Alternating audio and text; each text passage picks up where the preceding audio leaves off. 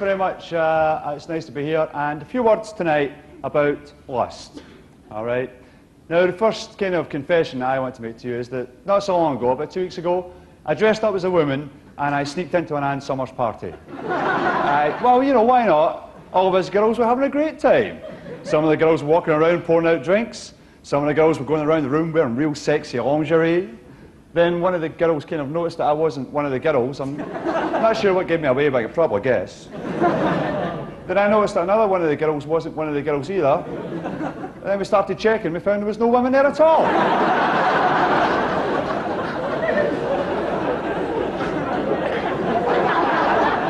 You know, do you know, I read in a magazine that there's a chemical in chocolate that releases the same stimulant into your body as sex does?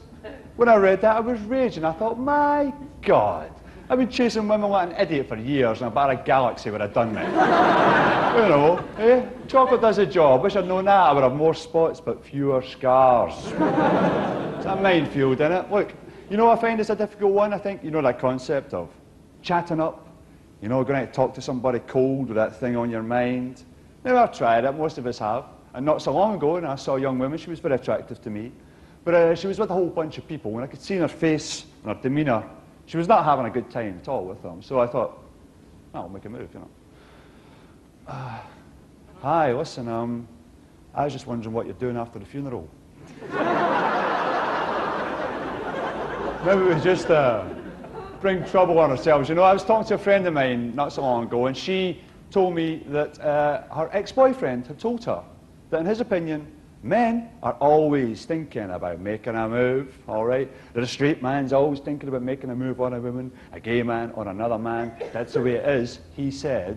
And she said to me, did I agree with this? And I said, well, yeah. More or less, I said. I think that that's basically what goes on. I think the idea goes into a guy's head fairly sharp and either gets discarded real quick or else it hangs around in his head during a conversation, okay? Could be talking to anybody, friend, a neighbour, a work colleague, sharing some stuff, politics, weather, but it's there in his head. Maybe shows itself occasionally, what I call a Freudian slip. Hey, nice talking to you. Shaggy later, yeah? All right, I mean,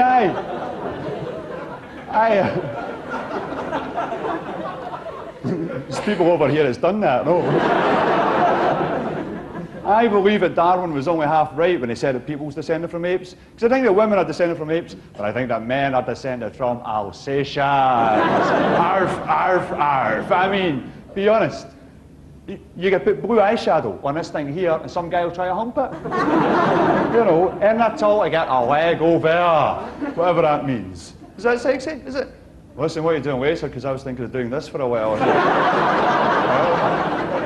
Oh, come on. Please. Getting your leg over, crazy girl. Getting your oats. There's another phrase. Getting your nuts. What else was it? Getting your end away. There's a phrase, isn't it? Getting your end away. So that was, we just went like that.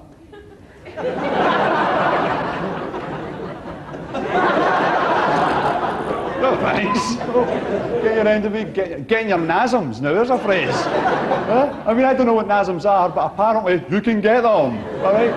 Buy bulk, that's what Morty says. 100 weight of nasums, please. You do deliver, lovely. All right, what else do people say? A bit of trouser, a bit of skirt, a bit of this, bit of that. But honestly, doing the business. Oh, God. Oh, it's so clinical, isn't it? Doing the business. Oh, Jesus. I mean, it makes getting your nasum sound romantic. Doing a bit of rumpy pumpy. Any outy, bonking, shafting, humping. Let's face it, you see, lust at least is the area where we can all enrich the English language. I think you can say anything you want, because people will know what you mean. Oh, what a wild night I had last night, tell me about it. Oh, really? What were you up to then? I was filling the kettle. The old-fashioned way. Whoa, you beast. Well, I got lucky myself, actually, a bit of a crazy night, you know. Met this bit of cardigan and, you know, so I ended up getting my ankle over the side of the cement mixer.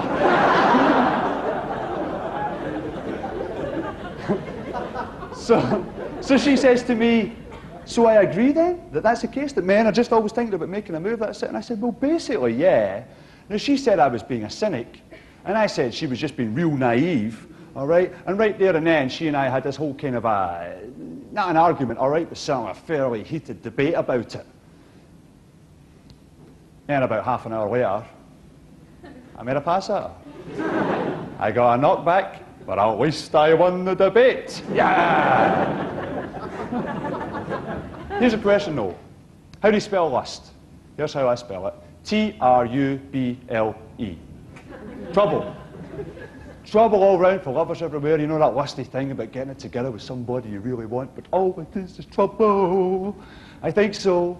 See, I think a lust, of course, is the bit before sex, and it's like the bit that takes you into sex, like a vehicle. But in my experience, I don't know about you, but in my experience, you know, a vehicle that sometimes takes you a place you didn't really expect to end up at. I think lust is like getting in a taxi, and then suddenly all the doors lock, and a driver turns out to be a psychopath. Ah! Let's go somewhere I'd like to go. And let's face it, we've all been in that taxi at one time or another. I've been up, call it lust, or call it whoa. And it's a sin. Thou shalt not whoa. But we do. I for one whoa. I frequently whoa. And I remember my first whoa. I was 5 years old. I was in the house, everything was cozy and nice, all right? And I was kind of down the back of the couch, right? Not like, no, I don't mean like a coin, no. Like, or a Kirby or something. I mean, I was to the back. And I was flipping through the pages of my mother's catalogue. I was looking at pictures of women in girdles, women in bras. I was 5 years old, I remember thinking, whoa, she's not bad for her age. Then growing up, you know, into this big old world full of all these pressures to get involved, all these images and films, magazines, you know, all the pressure. And it's kind of like a global pressure, media pressure, peer pressure, which is a real powerful thing. Cut to me, I'm 12 years old.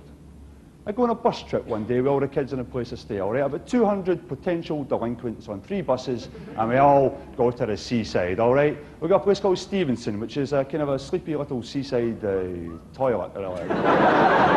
No, be honest, be fair. Anyway, no, they do a lot of work for charity over there. Anyway, so we go to Stevenson, and we all pile off the buses, and we start going around and about on the shows and going on a big wheel and what have you, and all this thing. And while I was there, I met this girl from another bus one. Her name was Heather. She was from Carmyle. I thought she was gorgeous.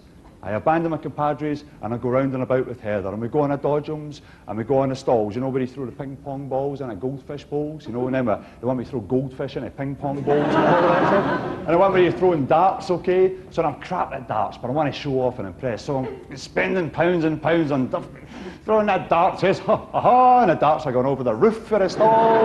They're bursting balloons, people are ducking, And I don't know how I managed it, but I scored 12 or something, and I win a prize, and I give it to her. That's not much of a prize, it's just one of them kind of hairy acrylic things with the googly eyes, and all that. You know, I'll ask, yeah, she's from Carmyle, she's pleased, and and she says to me, well, thanks very much. She said, well, look, let me pay you on a waltzers. And I go, okay, fine, fair enough, you know. I mean, I detest the waltzers, I really, really hate it, okay? But this could be a girlfriend, so I've got to endure it. So we go and we're standing to wait to go on a waltzers. And all that, right, standing, and the waltzers are going round, they're spinning, and Bill Haley music's blasting out, and everybody's screaming and shouting and all this stuff, until eventually the waltzers stop, right? And people get off, people all dizzy, right? People with darts coming out of their head. And we go on, and it's there that I first ever tentatively put my arm around the girl, like this. And I'm looking away, all right? 2 reasons here. One, I'm trying to be nonchalant, and secondly, the waltzers are now started, and I really think I'm going to vomit. And I'm naive, but I think, bad idea to vomit your girlfriend. Bad idea. However, I survived the waltzers, I survived the whole day, and at the end of the day, Heather gave me a kiss, we exchanged addresses, and that was that. But that night, back in the scheme, standing on a corner with some of the lads, just basically doing what lads that age do, hanging, talking, you know, spitting in various ways.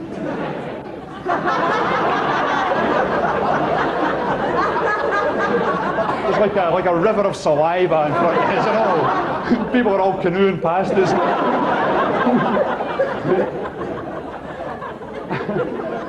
And the guys have heard about what's went on at the shows, all right? And they start giving me an interrogation, all right? One guy in particular, who was a bit older than the rest of us, he was about 15 or 16, this guy, and his name was Teak.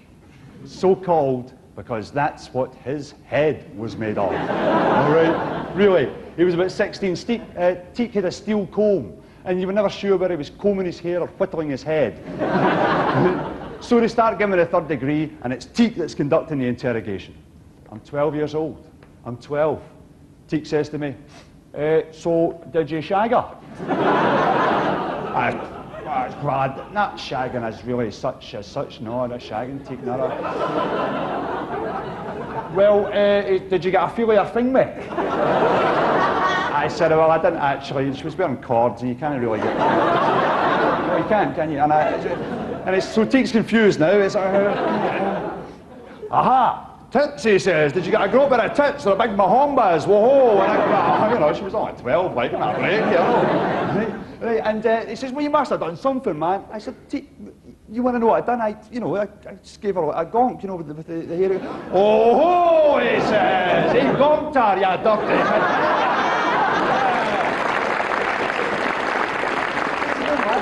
I said, no, like a sort of hairy gonk. Whoa, big bearded gonk, he says. What, you just go around the back of the shows? Wah! And they all start jumping up and down. Whoa, gonked her, man, gonked her, you dirty midden. Here, was she any good? Was she any good? Wah! And do you know what I done? Do you know I collapsed under all the pressure? I don't want to be different. I went, yeah, actually, man, that's just what we've done. We run it back in the shows, not run it back in the dodgems, man. Just went round there, give her a right good gonking, you know. Right, just gonked her stupid, man. I mean, she was not bad either, right, for a lassie for Carlisle. She was not bad at all. But I've had better, I said, I've had better. Right, 12 years old, I've had better. You know what I mean? I said, by the time I was finished gonking her, by the way, the lassie's eyes were googling. Do you know what they done? The boys, they gave me a doing. They started kicking me up and down the street. He's a liar, man, about his boss. Get a grip. I mean, you're a liar, bosh. Kicked my head in and left me bleeding on a pavement. And at the time I thought they were just being jealous. But now when I think about it, I think what it is that God is a woman, and she was just teaching me an early lesson.